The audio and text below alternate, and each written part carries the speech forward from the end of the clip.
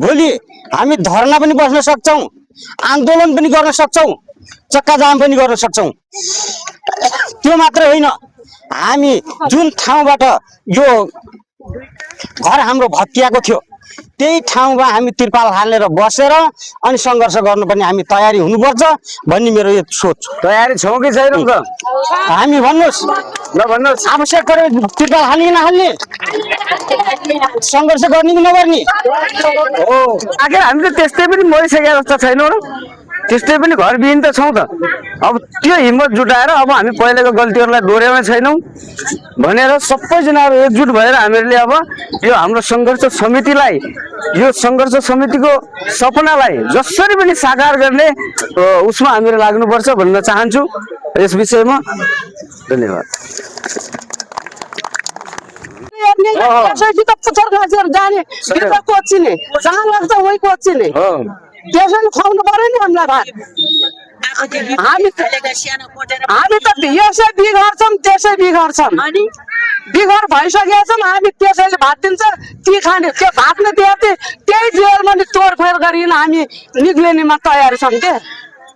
त्यसमा जस्तो तरिकाले हुन्छ हामीले राहत पाउने सकभर, मैले यो पनि भनेको छु, सकभर हाम्रो सबैको समग्र यो जति उठेका थियौँ हामीहरू बस्तीबाट उठेका थियौँ, हामी सबैको माग सम्बोधन नगरपालिकाले गरोस्, यहाँको अहिलेको तत्कालको सिडिओले गरोस्।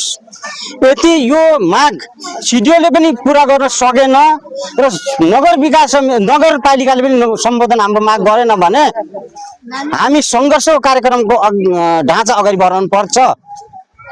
मैले भनेको सङ्घर्षको कार्यक्रम अगाडि बढाउनु पर्छ। त्यो मुताबिक सङ्घर्ष जस्तो खालको पनि हुन सक्छ, सङ्घर्ष जस्तो खालको पनि हुन सक्छ।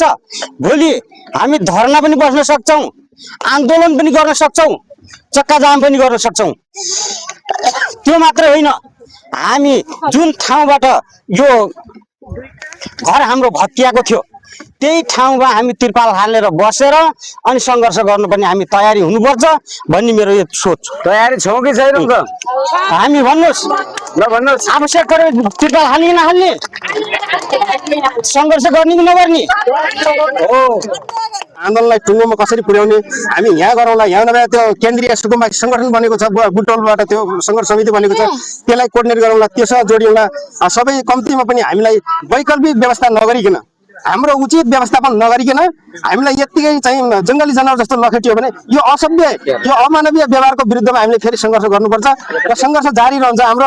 यो राज्य सरकारले कम्तीमा हाम्रो सुनवाई गर्नुहोस्, हामीलाई छानबिन गरेर, छानबिन उसले गरेको छ उसको छानबिनमा त्यस्तो छानबिन हुँदैन। हामीले राख्छौँ छानबिनका मागहरू, उसले जहाँ गर्ने हो छानबिन, उसले छानबिन गर्ने हो भने छानबिन हामी कसरी गर्ने भन्ने त उसले त राज्यले छानबिन त गरिरहेको छ। उसले छानबिन गरेर दिनाउने भए जनतालाई दिन्थ्यो नि त, जग्गा दिन्थ्यो छानबिन गरिकन।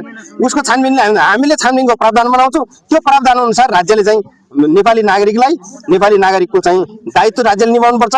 हाम्रो